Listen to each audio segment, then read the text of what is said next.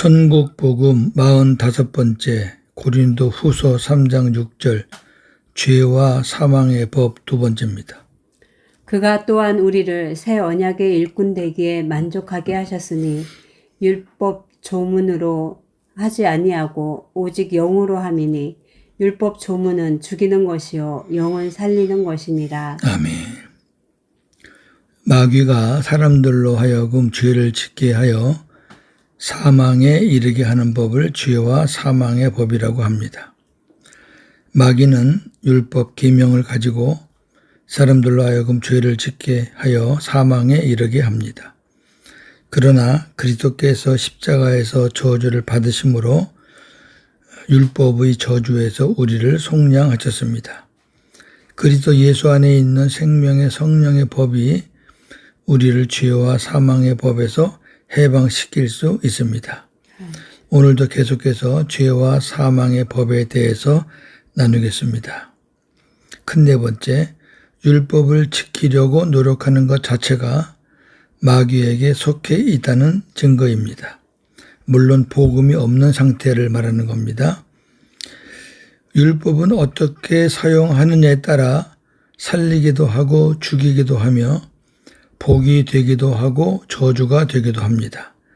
옛 율법의 계명이나 주님이 주신 새 계명이나 내용은 같습니다. 옛 계명도 사랑하라는 계명이요, 새 계명도 사랑하라는 계명입니다.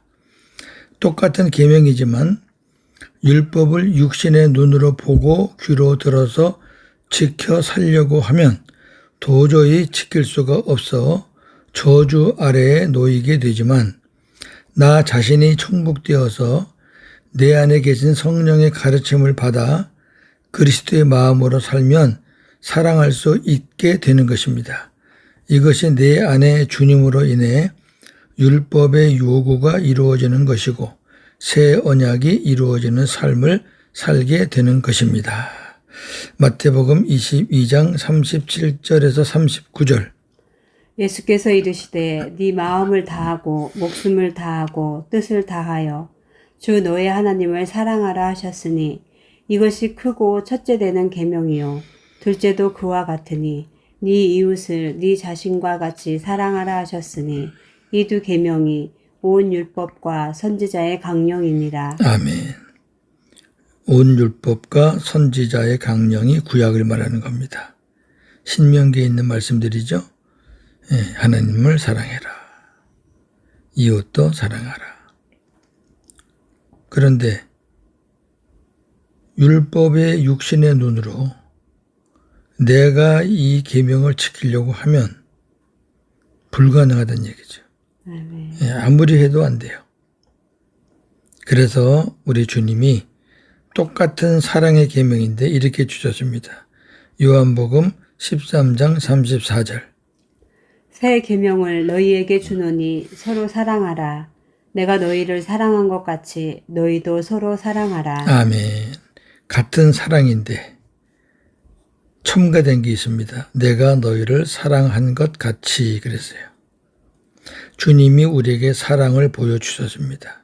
아멘. 그리고 우리 마음 안에 사랑을 부어주십니다. 아멘. 그 힘으로 우리가 사랑할 수 있는 겁니다. 이것이 새 언약의 복음의 사랑입니다. 맹세하지 말라는 것은 맹세를 지킬 수 없는 자라는 것을 깨달으라는 것입니다.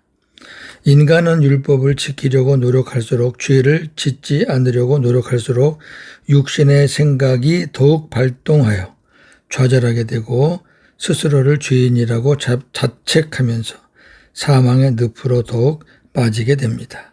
마태복음 5장 33절에서 37절. 또 옛사람에게 말한 바 헛맹세를 하지 말고 네 맹세한 것을 주께 지키라 하였다는 것을 너희가 들었으나 나는 너희에게 이르노니 도무지 맹세하지 말지니 하늘로도 하지 말라. 이는 하나님의 보좌요. 땅으로도 하지 말라. 이는 하나님의 발등상이요. 예루살렘으로도 하지 말라. 이는 큰 임금의 성이요. 네 머리로도 말라. 이는 네가 한 터럭도 희고 검게 할 수 없음이라. 오직 너희 말은 옳다 옳다 아니라 아니라 하라. 이에서 지나는 것은 악으로부터 나느니라. 아멘.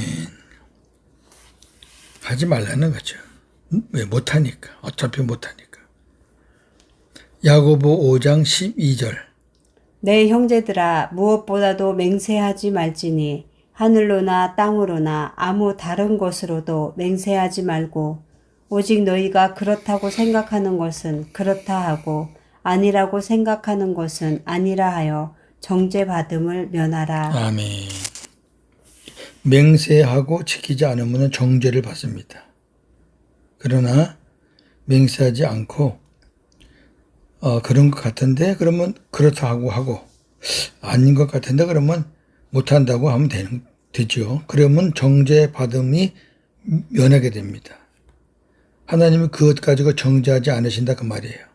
그런데 맹세도 못할 걸 맹세한다고 했다가 안 하면 하나님 앞에 정죄함을 받을 수가 있다. 육신으로는 율법을 지킬 수 없어요. 만약 육신으로 율법을 지킬 수 있었다면 예수님께서 오실 필요도 없고 십자가에서 죽으실 필요도 없었을 것입니다. 육신의 생각과 마음으로는 율법을 지킬 수 없으므로 하나님께서 예수님을 새 언약의 중보자로 보내신 것입니다. 우리가 성령의 음성을 듣고 가르침을 받아 성령께서 주시는 그리스도의 마음으로 주님의 말씀을 듣고 살 때 은혜로 하나님의 말씀을 행하게 되고 죄를 안 짓게 되는 것이지 사람의 말을 듣고 사람에게 가르침을 받아 율법 조문으로 기록된 하나님의 말씀을 내 스스로 행하고 순종하며 산다고 죄를 짓지 않는 것이 아닙니다. 그러나 거짓의 아비 마귀는 율법을 사용하여 사람들을 속이고 육신의 마음과 생각으로 율법을 지켜 거룩하고 의롭고 선하게 살면 복을 받는다고 유혹하여 결국 종교인으로 만들어서 영혼을 죽이고 멸망시킵니다. 즉 마귀는 거짓 선생들을 세워 기록된 말씀 곧 율법 조문에 순종하라고 미혹합니다. 기억하십시오. 율법 조문은 사람을 살리는 것이 아니라 죽이는 것입니다. 고린도후서 3장 6절. 그가 또한 우리를 새 언약의 일꾼 되기에 만족하게 하셨으니 율법 조문으로 하지 아니하고 오직 영으로 함이니 율법 조문은 죽이는 것이요 영은 살리는 것이니라. 아멘. 율법 조문은 죽이는 것이요. 그리스도인은 기록된 율법 조문을 스스로 지켜 사는 자들이 아니라 기록된 말씀 안에서 말씀하시는 성령의 가르침을 그리스도의 마음으로 듣고 따르는 자들입니다. 고린도전서 2장 13절에서 16절. 우리가 이것을 말하거니와 사람의 지혜가 가르친 말로 아니하고 오직 성령께서 가르치신 것으로 하니 영적인 일은 영적인 것으로 분별하느니라. 육에 속한 사람은 하나님의 성령의 일들을 받지 아니하나니 이는 그것들이 그에게는 어리석게 보이며 또 그는 그것들을 알 수도 없나니 그러한 일은 영적으로 분별되기 때문이라. 신령한 자는 모든 것을 판단하나 자기는 아무에게도 판단을 받지 아니하느니라. 누가 주의 마음을 알아서 주를 가르치겠느냐. 그러나 우리가 그리스도의 마음을 가졌느니라. 아멘. 누가 주님의 마음을 알아서 주를 가르치겠느냐. 이 말씀은 우리가 누구에겐가 주님을 가르치려면 주님의 마음을 알아야 가르칠 수 있다 그 말이에요. 자, 고윤자 목사가 예수 그리스도를 누구에게 가르친단 말이죠. 그럼 예수님을 가르치는 사람이 주님의 마음을 몰라서 어떻게 가르칩니까? 주님의 마음을 알아야 가르치죠. 즉, 내 마음이 주님의 마음이 되어야 가르치죠. 그래서 사도 바울은 우리가 주님의 마음을 가졌다라고 담대하게 고백합니다. 우리도 고백할 수 있어야 되죠. 우리도 주님의 마음을 가지고 살고 있습니다. 5번째, 율법적인 예배와 복음적인 예배. 복음적인 예배는 영과 진리로 드리는 예배입니다. 율법적인 예배란 사람에게 하나님의 말씀을 듣고 가르침을 받으며 드리는 예배이고, 복음적인 예배란 성령의 가르침을 받아 그리스도의 마음으로 드리는 예배, 즉 성령의 생수를 마시고 그리스도의 마음으로 드리는 예배를 말합니다. 하나님은 이렇게 영과 진리로 예배 드리는 자들을 찾으십니다. 요한복음 4장 23절 24절. 아버지께 참되게 예배하는 자들은 영과 진리로 예배할 때가 오나니 곧 이때라. 아버지께서는 자기에게 이렇게 예배하는 자들을 찾으시느니라. 하나님은 영이시니 예배하는 자가 영과 진리로 예배할지니라. 아멘. 하나님이 찾으시는 예배, 하나님이 받으시는 예배는 영과 진리로 드리는 예배만 받으십니다. 아멘. 예.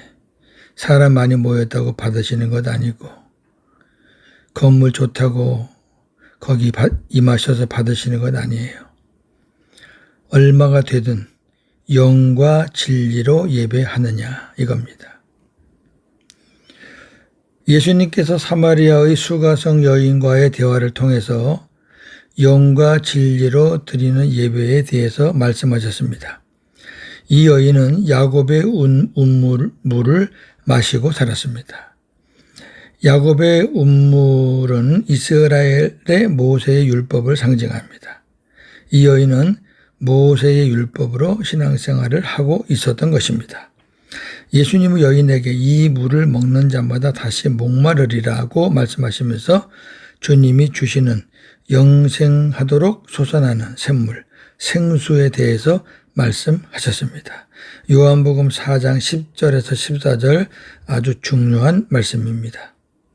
예수께서 대답하여 이르시되 네가 만일 하나님의 선물과 또 네게 물 좀 달라 하는 이가 누구인 줄 알았더라면 내가 그에게 구하였을 것이요 그가 생수를 내게 주었으리라. 여자가 이르되 주여 물 기를 그릇도 없고 이 우물은 깊은데 어디서 당신이 그 생수를 얻겠사옵나이까.